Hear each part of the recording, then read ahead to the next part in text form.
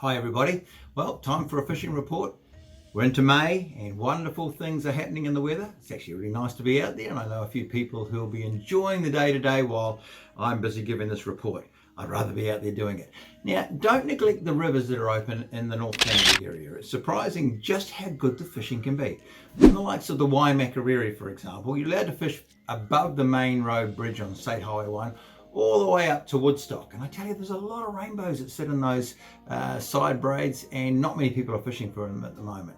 They're in good nick, and I've had days up there where I've caught multiple fish just by cruising up the edges, casting out a soft bait, casting out a fly, and really enjoying my day. So don't write off the likes of the Waimak, the Rakaia.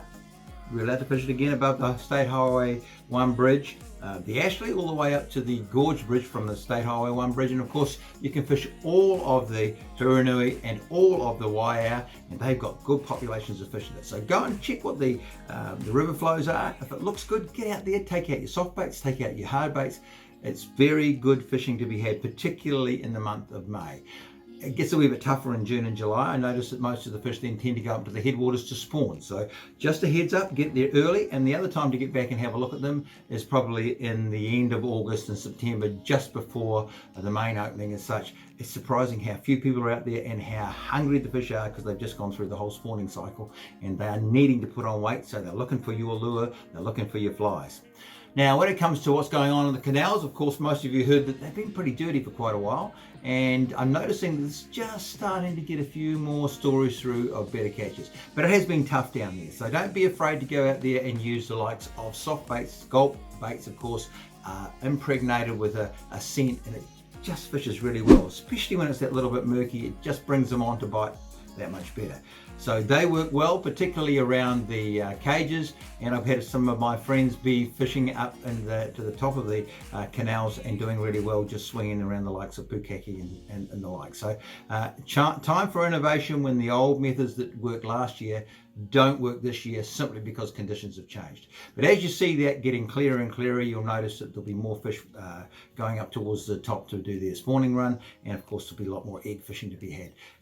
I can't wait to get down there and do a bit of work on them. In the next couple of weeks I'm going to be doing quite a bit of work, because we're trying to get ourselves well organised for our first fishing school, which is going to be at the very beginning of June.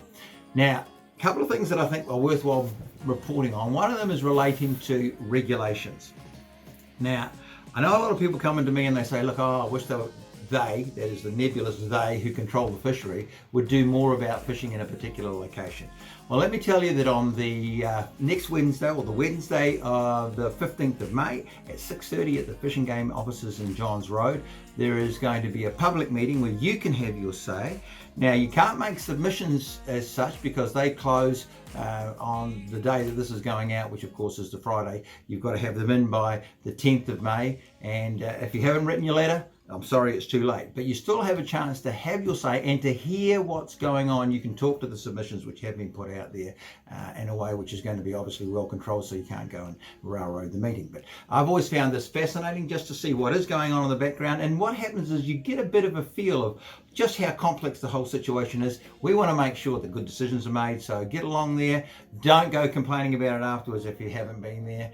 You do have a chance to get involved in the process of setting these regulations. Now, these regulations are going to hold for the next 2 years, and I can assure you there's going to be some changes in the salmon regs, because of course we've got major problems in the salmon fishery. Apart from that, there's a few things going on in the tackle world. I've just been over to Australia to have a look at some of the new stuff that's coming through, and I can assure you I came back very, very smiley. So I've seen some fantastic rods, which will give you a little bit more of an information of. We're working on new developments in the Loch and Christchurch range.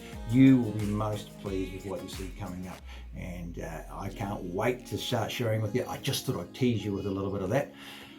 Come in and see us here at the Complete Angler, 484 Cranford Street. We'd love to have a chat with you. We've got a bit of time to spend that extra time with you, showing you how things are done, how to do rigs, what to choose and why. That's the thing that we're most interested in. We want to make sure you go out there and catch more fish. Have a look online as well at completeangler.co.nz. We'd love to hear from you.